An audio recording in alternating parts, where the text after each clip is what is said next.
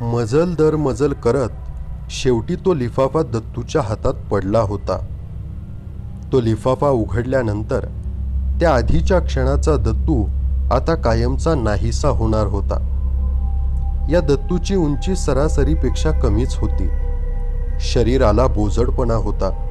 वर्ण सावळ्यापेक्षा काळ्याकडे अधिक झुकणारा होता. केसांना एव्हानाच आता विरळपणा यायला लागला होता. वय 30पेक्षा 40च्या जवळ वाटत होते आणि आत्तापर्यंतच्या सर्व वर्षांची, सर्व आयुष्याची गोळाबेरीज होती अगदी शून्य. या निरर्थक प्रवासात वाटेवर कोठेतरी तो आपल्या आईवडिलांना गमावून बसला होता. शिक्षणही कोठेतरी अर्धवट थांबलं होतं. शिक्षण नाही, रूप नाही, पैसे नाही आणि बुद्धिमत्ता असली तर ती सुद्धा आत कोठेतरी दडली होती की ज्या बुद्धिमत्तेचा दत्तूला स्वतःला सुद्धा आजपर्यंत कधी काही पत्ता लागला नव्हता. आणि अशा लोकांचा सामाजिक प्रवास खरं तर खडतरच होणार. त्यांना मित्रही मिळणार नाहीत आणि चाहते तर दूरच राहिले.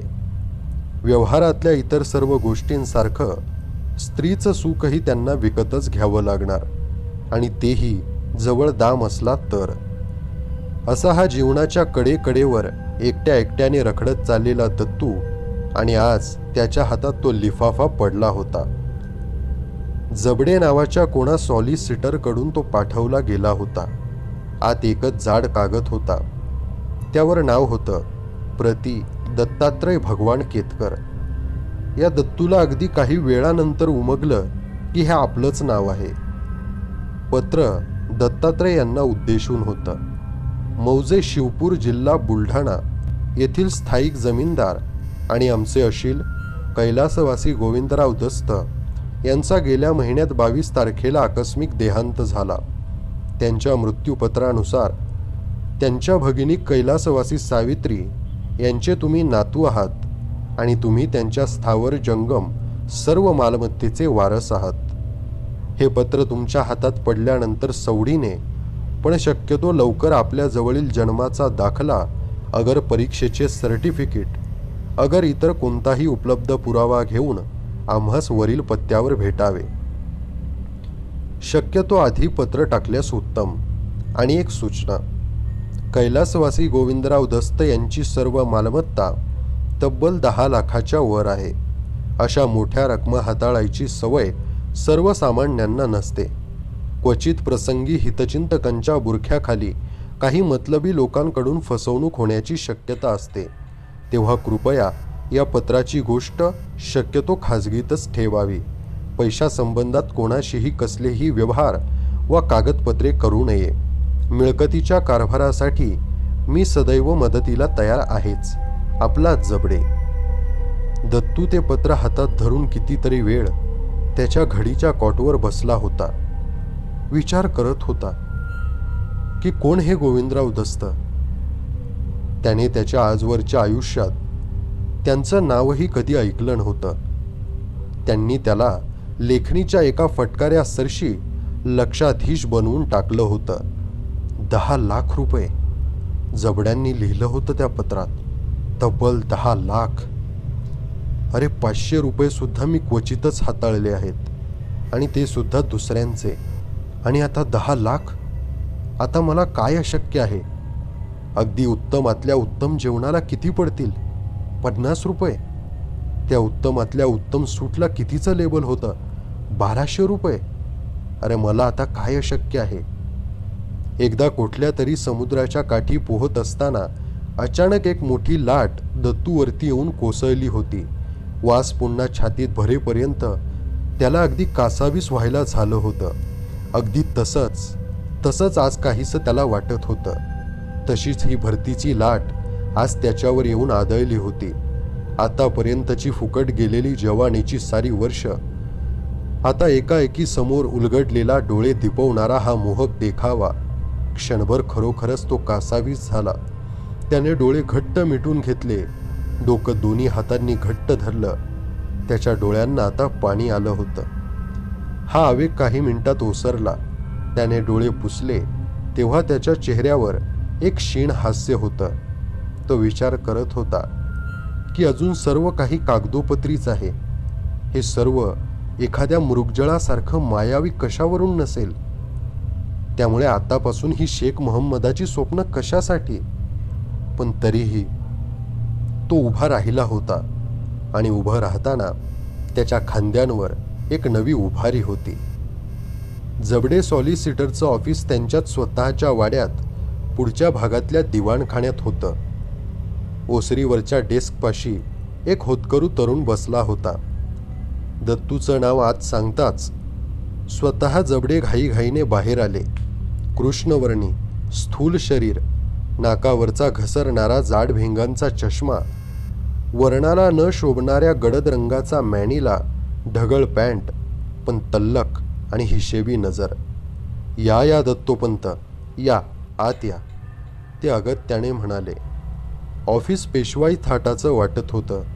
खाली जाजम, एका अंगाला कोच, खुर्च्या, एका अंगाला जराशी मळकट गादी, लोड, तक्के आणि गादीवरती पांदानं ठेवलेली. आणि समोरच्या भिंतीपाशी जबड्यांचं एक मोठं टेबल होतं. टेबलासमोरच्या खुर्चीतच दत्तू अंग चोरून बसला होता. त्याला आजवर कोणी दत्तोपंत हाक मारली नव्हती की कोणी बसायला खुर्चीही दिली नव्हती. तो आता स्वतःच्या हाताकडे पाहत त्याच खुर्चीवर बसून होता. जबड्यांनी काही वेळ त्याचं निरीक्षण केलं आणि मग घसा साफ करून ते म्हणाले, दत्तोपंत, मला माहीत आहे की हे सर्व तुम्हाला नवीन आहे, पण आता याची सवय तुम्हाला करून घ्यायला हवी. तुमच्या हातात माझं पत्र पडलं त्या क्षणी तुमचा पुनर्जन्म झाला. आता मागचं सगळं काही विसरायचं. आता तुम्ही समाजातले एक मालदार आणि प्रतिष्ठित आसामी झाला आहात. दत्तू मळकट पिशवीतून त्याची जुनी हाताळलेली कागदपत्र काढू लागला. त्यावर जबडे म्हणाले, अहो दत्तोपंत, त्याची काही गरज नाही. मला माहीत आहे, मालक माझ्याजवळ तुमच्या अगोदर बोलले आहेत. तुमच्या आजोबांजवळ तुमची सर्व माहिती होती आणि एक फोटोही होता. अहो, गेली कितीतरी वर्ष त्यांची कामं मी करत आहे. त्यांना इतरही बरेच नातेवाईक आहेत. आता तुमचीच निवड त्यांनी का केली हे मलाही अजून कोडच आहे. माफ करा दत्तोपंत, मी असं म्हणालो यात तुम्ही स्वतःचा अपमान समजू नका, पण खरंच तुम्ही नशीबवान आहात. आजोबांनी तुमच्या कागदोपत्रात एक सुद्धा उणीव ठेवलेली नाही. तुम्ही आता खऱ्या अर्थाने या सर्व मालमत्तेचे निर्वेद वारस आहात. दत्तू केवळ मान हलवत होता. जबडे खुर्चीतून उठून त्याच्या जवळ आले. त्याच्या खांद्यावर हात ठेवत म्हणाले, दत्तोपंत, मला ठाऊक आहे तुम्ही अगदी गोंधळून गेला असाल, पण त्यात तुमचा काही दोष नाही. सारंच कसं अनपेक्षित आहे. सध्या तरी तुम्ही सर्व माझ्यावर सोपवा. आज तुम्ही माझ्याकडेच मुक्काम करा. संध्याकाळी आपण थोडी खरेदी करू आणि उद्या सकाळी मीच तुमच्याजवळ येतो आणि तुम्हाला तुमच्या वाड्यावर पोहोचतो. चला. आज जुना वाडा, मागच्या अंगणात विहीर, तिथेच स्नानाचा आडोसा होता. गरम पाण्याने सचैल स्नान, सुग्रास भोजन आणि मग निवांत झोप. जबडे संध्याकाळी त्याला बाजारात घेऊन गेले. जबड्यांनी दत्तूसाठी मॅनिले, pant, sandal, underwear, towel, napkin, दाढीचे सामान, बिस्किटे, केक, फरसाण, खाकरे, चटण्या, लोणची अशी कितीतरी खरेदी केली आणि सोबत सामान ठेवायला 2 ट्रंका घेतल्या. अहो दत्तोपंत, तुमच्या आजोबांच्या कामात मला खूप प्राप्ती झाली आहे. सामानाचं बिल देताना ते बोलत होते. अहो, तुमचे आजोबा पैशांची कधीच कसूर करत नव्हते. तुमच्या वर खर्चाला सुद्धा त्यांनी बरीच रोख रक्कम ठेवलेली आहे. तेव्हा आता तुम्ही कसलाही संकोच करू नका. जे काही हवं आहे ते अगदी हक्काने मागून घ्या. आणि दुसऱ्या दिवशी सकाळी 7च्या एसटीने ते वाड्याकडे निघाले. 9च्या सुमाराला त्यांचा स्टॉप आला. स्टॉपवरच टांगा ठरवून 2-2.5 मैलांवरच्या गावात ते तासाभरात पोहोचले. त्या गावामध्ये जबड्यांना अगोदरपासून ओळखणारे अनेक लोक दिसत होते. टांगा, पंचायत, कचेरी, चौकी, बाजार ओलांडत शेवटी वाड्यापाशी येऊन थांबला. वावभर जाडीच्या हिरवट शेवाळाने माखलेल्या चिरेबंदी दगडांच्या भिंतीमध्ये तो पुरुषभर उंचीचा, पितळी अणकुचीदार खिळे मारलेला अजस्त्र दरवाजा उभा होता. जबड्यांनी साखळदंडाचा आवाज केला होता आणि 5-7 मिनिटांनी तो दिंडी दरवाजा करकरत आत उघडला. आत वाड्या इतकाच पुरातन वाटणारा सुरकुतलेल्या चेहऱ्याचा एक म्हातारा गडी होता. दिंडी दरवाजातून वाकून आत जाऊन जबडे आत उभे राहिले. या दत्तूपंत या. हा पहा तुमच्या जहागिरीचा वाडा. त्या गड्याकडे वळून, जखोबा, हे तुझ्या वाड्याचे नवे मालक दत्तोपंत दस्त. जखोबा वाळक्या हातांनी दत्तूला नमस्कार करत होता. निरोप पोहोचला होता ना रे जखोबा? मालकांची सगळी तयारी झाली आहे ना? होय मालक, जुन्या खरखरत्या आवाजात जखोबा म्हणाला. जबडे दिवसभर वाड्यावरच होते. दत्तूला त्यांनी वाडा बखळापासून ते गच्चीपर्यंत अगदी प्रत्येक खोलीत नेऊन दाखवला. कोठीघर, देवघर, चांदीची भाडी, इतर किमती वस्तू ठेवलेली खोली, पाहुण्यांसाठीच्या खोल्या, त्याच्या आजोबांची खोली, स्वयंपाकघर, जेवणघर व मागच्या पुढच्या ओसऱ्या. संध्याकाळी किल्ल्यांचा भला मोठा जुडगा दत्तूच्या हातात देत ते म्हणाले, दत्तोपंत, मी आता जातो. तुम्ही आत्तापुरता वाड्यावर आराम करा. 5-7 दिवसांनी तुम्ही मला ऑफिसात भेटायला या. तुम्हाला आणखी खूप गोष्टींची माहिती करून घ्यावी लागेल. आणि एक सूचना, इतरत्र सर्वत्र तसंच इथेही गावकी आहेच. जुनी वैरं आहेत. कोर्टाचे कज्जे चालू आहेत. वाटणीवरून, वारसावरून, जमिनीवरून तंटे बखेडे आहेत. तुमचे आजोबा सर्वांच्यात मिसळून होते, पण तरीसुद्धा अलिप्त होते. आणि आता तुम्ही सुद्धा तेच करा. सर्वांशी बोलावं, चहा पाणी घ्यावं द्यावं, सर्वांचं ऐकून घ्यावं. मात्र कान हलका ठेवू नका. कोणाला कशाचा वायदा करू नका. ठीक आहे, आता मी निघतो.